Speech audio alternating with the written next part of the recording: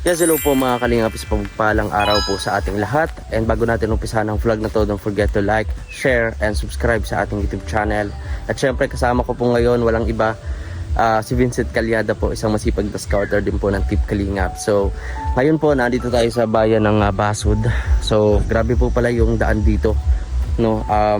Bukod sa napakalayo, yung kalsada ay talagang mga sira-sira at ito pa yung daanan papunta po sa ating pupuntahan ngayon o subject ngayong araw. Walang iba po, ang Team Kalingap member din po, walang iba po, at kakakasal pa lang din po, no? Walang iba kundi si DJ France, no? Matagal na pong kasamahan ni Kuya Val Santos Matubang mula pa sa Cool Radio at until now. So ngayon po, eto na, andito po kami. And syempre po, no, panoorin nyo po ito sa vlog ni Vincent Calyada. So ngayon po ay pagkakumustahin din natin si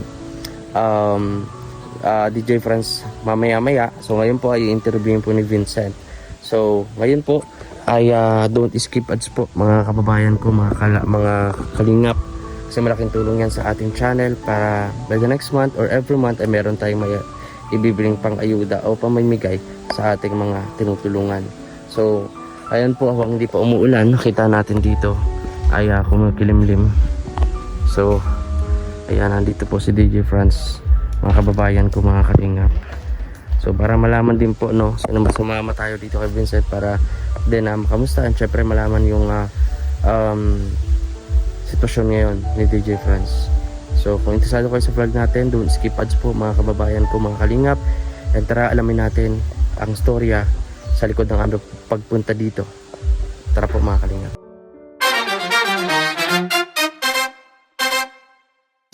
Mag-ulan. Kasama natin si Vincent. Hello po guys. Naririnig ko na ho ang ulan, at syempre ito po sa tagal po ng panahon, ngayon lang po ulit kami nagkita ni DJ France. Natatandaan ko pa nung college pa ako.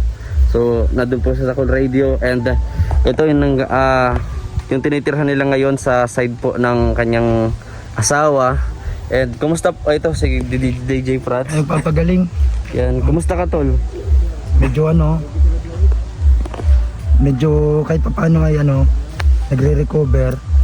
Yan. Inaano ko na sana bumalik na yung talagang dating ko. Lakas. So talagang itong vlog na po ito mga kalingap ay napanood nyo po ito, no? Doon sa channel po ni Vincent Calyada.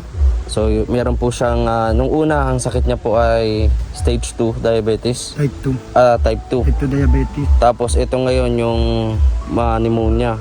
No, kapag hindi naagapan ay pwedeng mapunta sa tuberculosis. No, at pwede kang maggamot ng 6 months, no. So dito napansin ko lang dito kasi bro, sa ganito ka talaga magkakameron ka talaga ng sa lamig ng panahon. Sa ganito sa bahay nila. Kahit wala pa kami dati dito. Siguro dati pa nagpa-vlog ako pag minsan hindi ako nakakapalit ng damit. Hindi ako agad bihis. So ganun. Natutuyuan ng kaya talagang sobrang lamig ng nasa ko. Lalo ngayon sa ganito, sa hinigaan nyo, sobrang lamig yan tol. No, yung kanilang bahay ay hindi pa rin naman po ayos mga kalingap. No? At katulad nito, umuulan, oh. Tsaka hilig kasi nito ni DJ France noon sa mga vlog niya. Dito sa may yung nagpupunta sa Bakawan. Alam mo yun, nanguha ng papanood ko yan, mga ganyan niya doon na vlog. So dito lang po sila mga kalingap, mga kababayan nakatira, oh. Yan, pag maulan talagang dito na putik yun. ay naabot dito. Hindi man pag malambot ang lupa. So dito po, presko dito mga kalingap ko yan, no? Presko pag Tara tambahin natin dito, maganda pa ng tambahin pagka mag-i-scout tayo sa parte dito. Marami dyan pito Marami dito mga scout. Kaya nga. Marami pa dito tambahin siguro. So mga ilang minuto lang tayo nagbiyahe, mga wala pang 30 minutes, no? Dito na from Talisay po to San Pascual ba? San Jose. Ay, San Jose. Basud. So napansin natin mga kalingap, iba na rin yung boses ni DJ France na parang namalat. Kakaubo. Oo. Di pa nabalik yung boses ko. So hirap din po makapagsalita ng tuloy-tuloy gawa ng dahil sa plema. Naalala ko yung tinulungan ko sa iyo bro na babae. Ganyan din siya, namaos din. Dahil nga sa kauubo, may nagkaroon talaga siyang difference sa baga. So, Pagka- dinala ko siya sa sa doktor.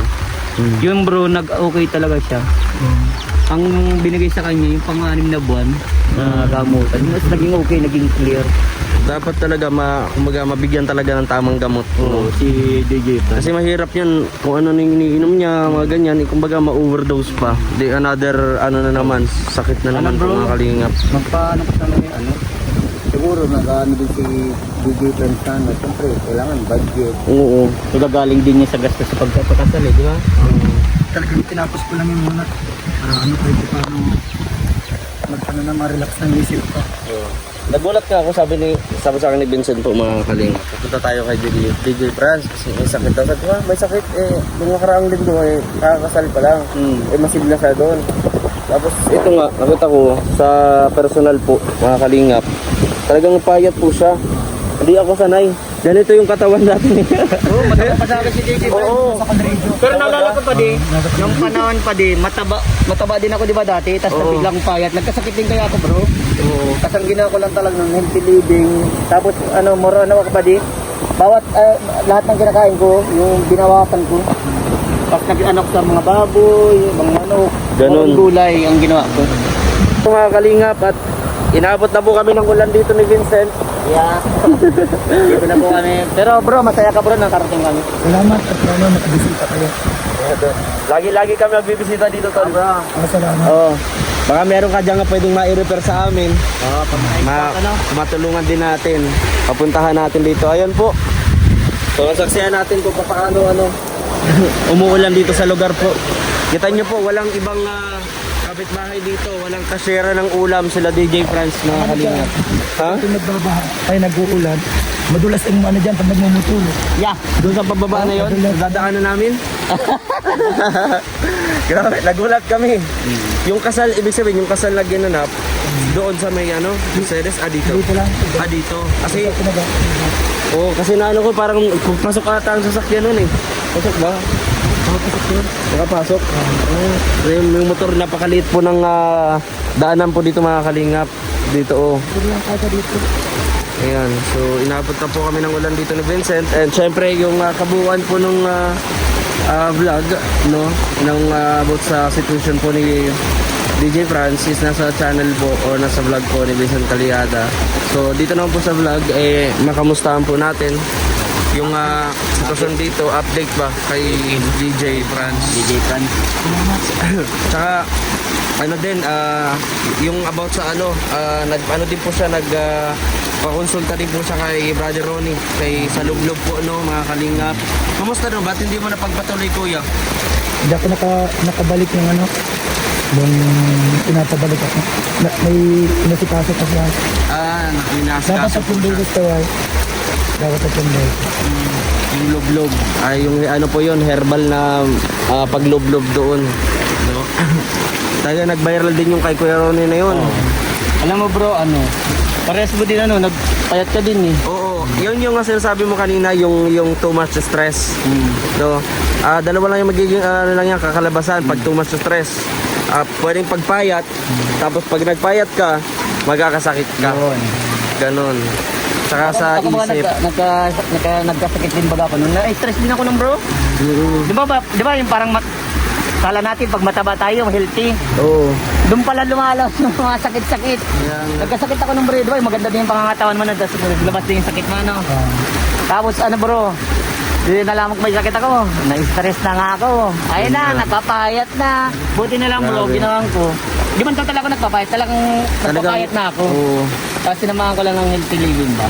Kain ng gulay, ganun. Saka iwasan yung yung siyempre yung pagsabi nga yung diabetes, yung sugar mataas, soft drinks, and then mga alcohol.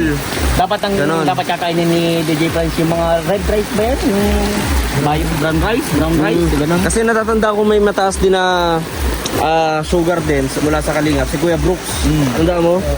No, din yun yung ni Kuya Brooks, talaga ang tagal maghilom nung niya, sugat. Pero may iniinom siya, yung ini-endorse ni Ate Edna, yung Origin. Ay oo, yun ang bro.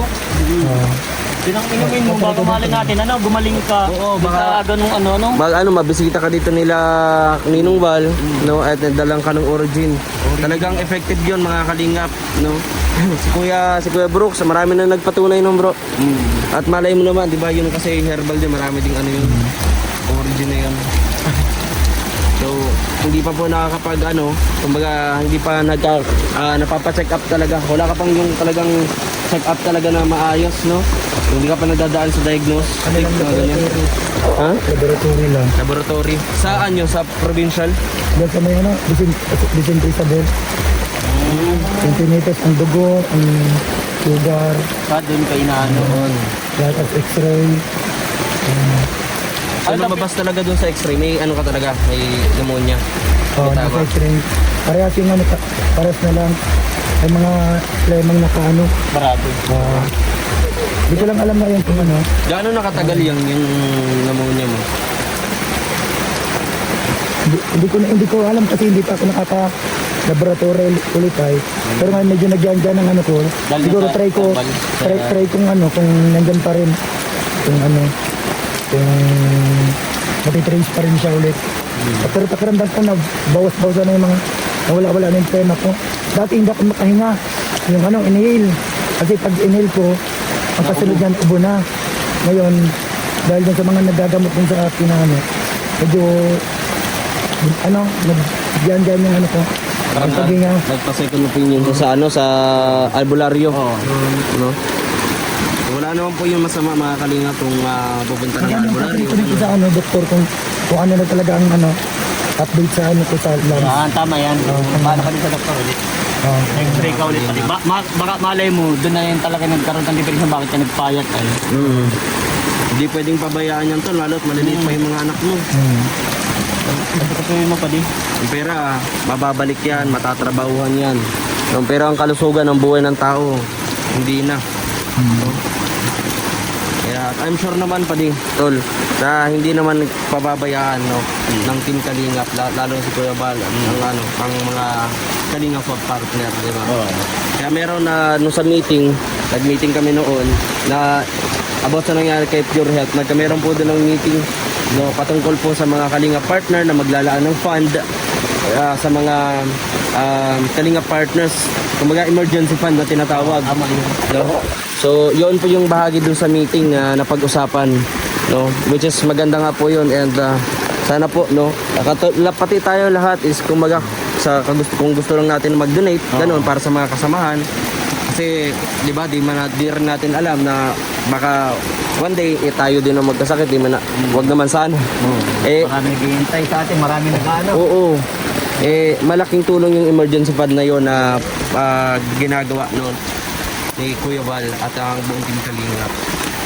Lalo ngayon kay Sagap, kay Kuya Pure Health, 'di ba? Lalong una-una kay Tatay Robin, 'di ba? Tatay Robin noon, Grabe, biglaan yung nangyari kay Tatay Robin. And doon na nga po napaisip yung sinasabing na emergency fund para sa mga Kalingap member. No, hindi lang po sa mga beneficiary, kundi sa mga Kalingap member din. So, yun talaga, kumbaga, one Kalingap, one family. So, pagtulong hindi lang sa ibang tao, kundi sa mga mga kasamahan din, mga Kalingap partners, di ba? So, ayan, maula na po dito. So, babalik po kami dito ni Vincent para mag-scout team po sa lugar na to ni DJ France. Maraming na-scout dito si DJ France. Oo. Pwede na tayo kung ano doon. Pwede mo sa amin may repair yan, bro. Basta pag meron lang kayo may tulong. Ngayon, parang nga na, bro eh. Nangangapa-ngapa kami. Ganun talaga. Pinagdaanan, di ba? Oo, di ba? Pero bahagi ng experience ng buhay. Talagang may tataas, may bababa. Ganun. So, tulong-tulungan lang. At kaya ikaw, bro, magpagaling ka, bro. Salamat. Kakasal nyo lang pati. Di ba? Hindi ka ako nakapunta na, di ka rin siya nakapunta. Pero masaya ako nung nanonood eh. Sumayaw pa na to eh. Pakiramdam ko. Oo. Ako yung motor ko naman. Sa akin bro. Sira. Sira yung motor. Sa akin naman bro, yung bago ako kasalin naman, doon ako nagkasakit bago. Oo. Biglang payat Payat baga ka nga ako. nun. Payat baga ako. Hindi ko nga alam kung sinadya mo magpapayat nun. Pero di man tataling bigla. Talang inano ko yun, nung may konting ano yun. exercise din. Ano, siyempre, at saka kailangan mo mag, ano, yung diet. Oo, kasi kitangin niyo po ako nung kinasal po ko nun, hindi ako nag-diet. O, nahirapan ako pag nahirapan yung coat kong kumapit eh. Parang bibitaw na yung botones. Kindig-kindig, ano, Oo. Kaya ngayon, nagulat ako na ito. Lalo plus ito pang, gano'n na kayo katagal nakatira dito? Ito. Sabi na rin, nagit na ng 4 months simulang nabili. Tapos dito po, kita nyo po, halos walang dingding. Ano lang, yung dito lang na plywood. Tapos dito, Lang kasi dito. nagang Ang kubo lang, hindi pwede magtayo ng malaking bahay. Kasi babuyan lang lahat dito ay pati yan. Puro nakapagbiligan ng pang commercial talaga. commercial lot, no? Yung mga bahay doon sa kabila sa labas. Doon ang pwede mag Kaya kubo-kubo lang po ang tinayo dito. Ito nabili namin, binigay ng binigay ng sponsor. Okay. Ang bait naman nun. Parang daw, nagalaga ng mga baboy. Tama yun. Kasi yun din ang kinokontent mo din, no? Sa mga vlog. Tapos yung bahay niya. Ang ginagawa bahay doon kaso, ngayon, wala pang materialis, kaya tayo nga muna. Kaya po mga kalingap, supportahan din po natin, no? Pag nagla-live si DJ Franz, pasok po natin, i-share po natin mga kalingap kasi kumbaga walang revenue po si DJ Franz, no? Kaya talaga bagsak. Bagsak Halos kaya pumunta kung hindi masyado nakatutok sa anak ko. dahil sa kalagayan mo, no? Kaya supportahan po natin mga kalingap. Panoorin po natin, share natin at huwag po natin skip ng ads o bilang Salamat pagtulong sa kanya po, no, sa family din po niya, mas lalo sa mga bata kasi kung siya ay may sakit, ang pinakamas kawawa ay rin yung mga bata din talaga. Siya yung ama, siya yung tumatakbo ng pamilya. Kaya ayun po mga kalingap at maraming salamat po. Mabiyahe pa po kami ni Vincent pagka patila ng ulan, ganyan. So ayan DJ Franz, ang huling mensahe mo unang-una kay Kuya Val Santos Matubang na simula pa ay nandiyan ka na para sa kanya. Yan, salamat kay Kuya Bal. Yan, simula pa lang sa Cool Radio, yan, magkasama na kami. Tapos, hanggang ngayon, yung pagtulong niyo dyan sa amin. Salamat po. And kalinga po, salamat kasi naging part ako ng ng K-Boys. Hindi man ako nakakasama ngayon dahil sa sakit ko. And sana maintindihan nila. At yun, pag talagang nakabalik yung dati kong talagang pipilitan ko makasama ulit. Talaga nahihirapan lang talaga ako ngayon. Talagang yun, nasabi ko na sa vlog ni Vincent. Panoorin niyo po. Kaya salamat po sa mga sumusuporta pa rin sa akin. Kahit na hindi nila ako nakikita nakasama. Kasi minsan naganta rin sila bakit hindi na ako nakakasama. Pero salamat pa rin po. Pero yung iba, alam naman nila, nakasubaybay naman sa akin. Kahit pa paano. Salamat sa inyo. Kaya yun po, ipag-pray nyo lang ako na makabalik yung dati kong lakas. Para sana hindi na ako nahihilo. Sana hindi na ako nanganginginig pag ma-drive. Para kayang-kaya ko na ulit makasama-sama. Kasi yun nga, bigla na lang kasi yung ko. Hindi ko makontrol. Talagang pag wala akong kasama, parang din, nagkakaroon na din ako ng nervous pag wala akong kasama. Pag parang ganun na nga. Anxiety attack, no? Tulad dati, gabi, malabas ako dyan nakamotor, wala akong dalang cellphone. Tapos, maya-maya, yung parang hindi ko na magalaw ang katawan ko. Kaya tinawag ko na lang yung kakilala ko, pinadrive ko na lang yung motor. Hindi ko na, parang yung, parang doon, natitense na ang katawan ko. Parang Nanginginig na. Siguro sa sugar, tapos sabay na din ng yung Wala, no? Parang yung may ganyan din Anxiety yun, ganun. Oo, Kaya yung kapag yung minsan dati pa nagdadrive ako sa kalsada, natigil na ako bigla sa kalsada. na hindi parang mo alam. Kasi minsan nahihilo na ako na parang pero tinutuloy ko pa rin. Mabagal lang kaya talagang nakikita nila pag drive ko mabagal. Kaya huwag ka muna tol Magmotor-motor, no? Kung sa malayo, dito lang Mahirap na. Pag mabili lang sa tindahan, minsan kaya man. Pero pag malayo, talagang hirap dito na kaya. Magpasama ka na lang, tol. Mahirap na. Nagkakano lang ako pag malabas na. Pero may paano ko na napadrive na ako. Naangkas na lang ako. Ayun po mga kalingap at hanggang dito na lang po yung ating vlog, no. And panoorin niyo po yung full video and yung sa interview po ni Vincent Tulyada kay DJ Franz. So ayan po mga kalingap, maraming salamat po. At ito po muli sa Videos Official. God bless po sa ating lahat.